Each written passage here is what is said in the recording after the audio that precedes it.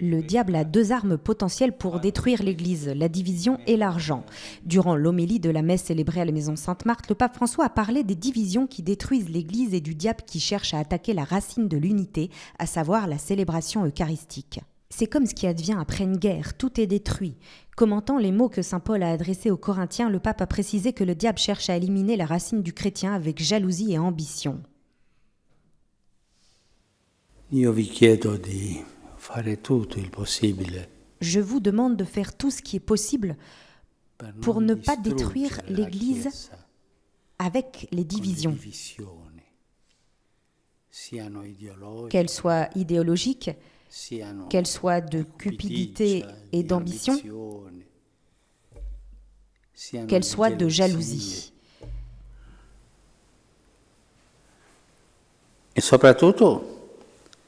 Et surtout, je vous demande de prier et de prendre soin de la source, la racine propre de l'unité de l'Église, qui est le corps du Christ, dont nous célébrons tous les jours le sacrifice dans l'Eucharistie. Celebriamo il suo sacrificio nell'Eucaristia.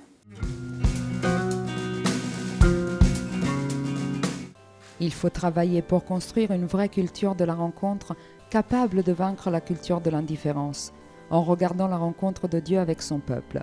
Il faut faire attention aux mauvaises habitudes que, même en famille, détournent notre attention des autres. Le pape François l'a souligné dans l'homélie de la messe du matin célébrée à la Maison Sainte-Marthe, dans laquelle il s'est inspiré de l'évangile d'aujourd'hui par la rencontre de Jésus et la veuve qui pleure son fils unique qui est décédé. Lorsque nous voyons une chose triste dans la rue, nous disons « quel dommage ». Jésus n'a pas dit « pauvre femme », il s'est rapproché d'elle, il lui a parlé et il l'a touchée avec amour la veuve en lui disant « ne pleure pas », car il a été pris par la compassion. Quante volte si mangia, si guarda la TV.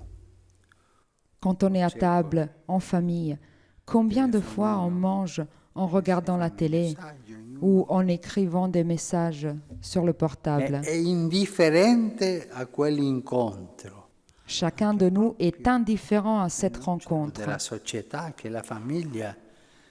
Même dans le noyau de la société qui est la famille, il n'y a pas de rencontre.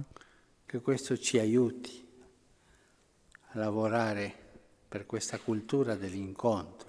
Que cela nous aide à travailler pour cette culture de la rencontre. Simplement, comme Jésus l'a fait. Il ne suffit pas de voir, il faut regarder. Il ne suffit pas d'entendre, il faut écouter. Il ne suffit pas de se croiser, il faut s'arrêter. Non solo dire peccato, povera gente. Il ne suffit pas de dire « quel dommage, pauvres gens ». Il faut se laisser prendre par la compassion. E poi avvicinarsi, toccare e dire.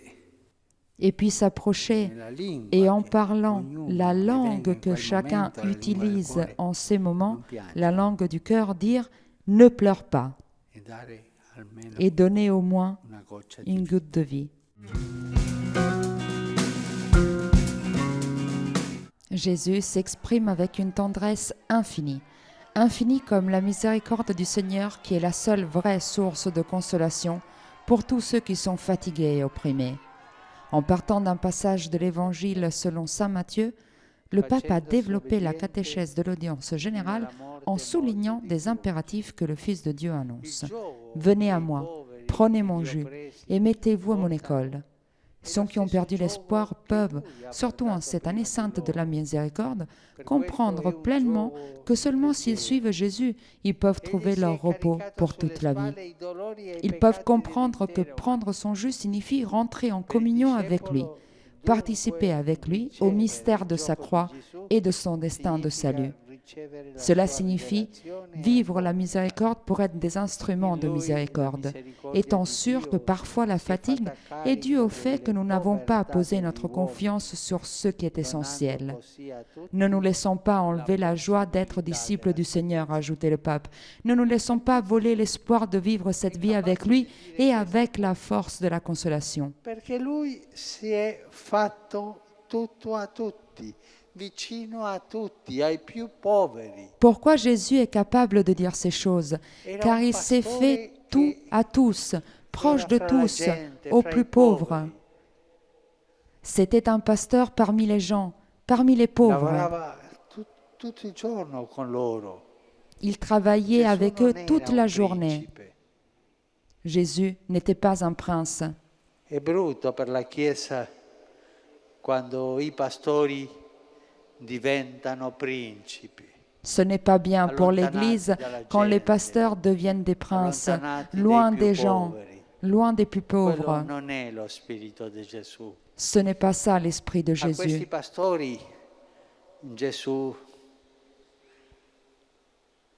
rimproverava. E su Il questi leur faisait des pastori reproches à ces Gesù pasteurs. diceva alla gente, Et à propos "Ma d'eux, fate il quello disait, che loro faites ce dicono, qu'ils disent, ma non mais pas ce quello qu'ils font. che fanno."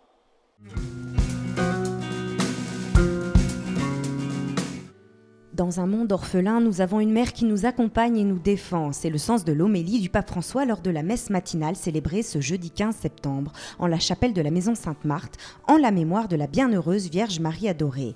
Il est revenu sur l'évangile de ce jour, celui qui parle du calvaire et nous présente le visage de Marie, triste et humiliée aux pieds de son fils crucifié. Celle qui est restée seule face aux insultes et au mépris de ceux qui la considéraient comme la mère d'un délinquant. Elle est restée impassible devant ces humiliations, supportant la douleur de son fils crucifié.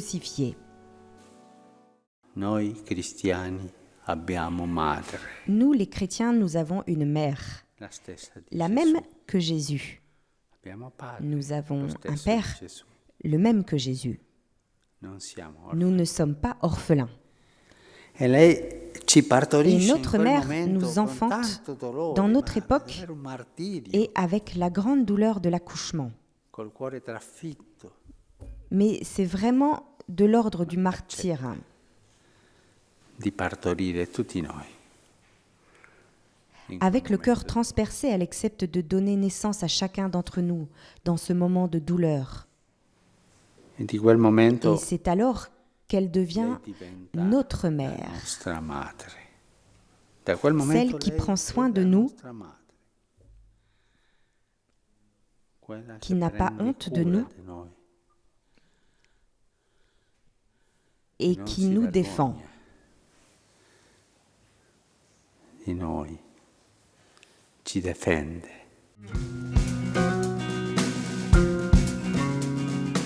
Le parcours de la vie comporte nécessairement un choix entre deux chemins, entre honnêteté et malhonnêteté. On ne peut pas osciller entre l'un et l'autre, car nous devons nous éloigner de l'esprit mondain et des fausses valeurs du monde afin de vivre selon l'Évangile.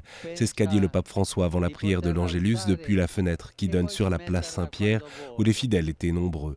Commentant la parabole du gérant infidèle et corrompu, le Saint-Père a rappelé comment la mondanité se manifeste comme attitude de corruption et de piège.